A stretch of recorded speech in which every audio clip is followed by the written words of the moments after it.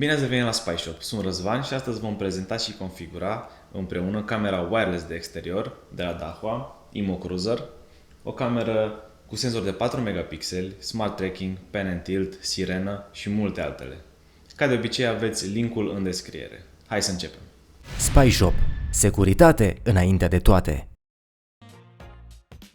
Pe lângă specificațiile menționate mai devreme, camera beneficiază printre altele de microfon și difuzor, zoom digital 16x, vedere full color pe timp de noapte, dar și pe infraroșu, alerte pe telefon prin aplicația Imo Live, posibilitatea de stocare a imagilor pe card microSD, cloud sau NVR, toate acestea fiind protejate de gradul de protecție IP66, ce face față cu brio la orice mediu exterior.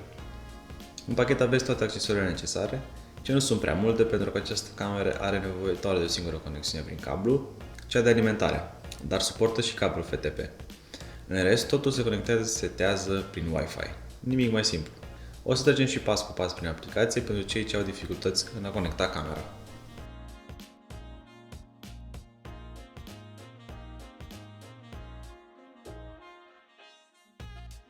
Aplicație foarte simplu de folosit, o găsiți pe Google Play sau pe App Store, se numește Imo Live și trebuie doar să o instalați.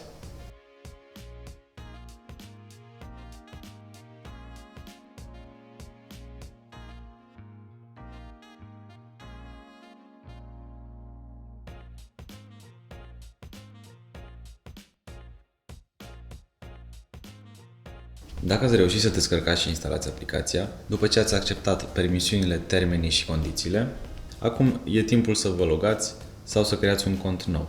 După asta, pentru a adăuga camera, trebuie doar să apăsați plusul din dreapta sus din aplicație, unde cu ajutorul camerei telefonului scanați codul QR și totul e gata.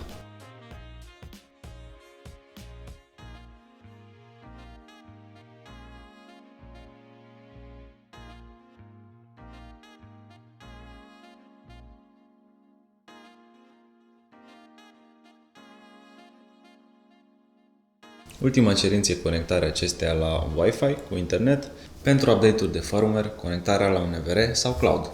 Dacă v-ați selectat deja routerul și ați introdus parola, trebuie doar să așteptați câteva secunde până camera se conectează la server. Dacă ați ajuns la acest ecran, înseamnă că ați configurat cu succes camera. După ce atribuiți o locație, în următorul meniu puteți accesa imaginile live de pe cameră.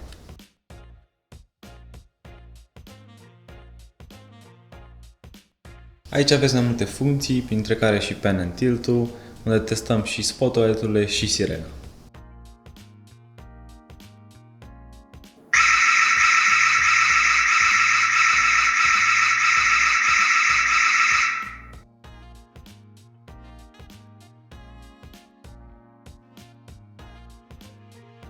Acum o să fac o mică demonstrație pentru Smart Tracking. Opțiunea se poate activa din setări și urmărește practic mișcarea.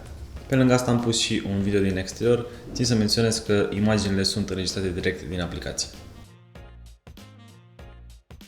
Aici se încheie și review-ul nostru. Dacă mai aveți întrebări sau curiozități legate de cameră, aștept comentariile voastre mai jos.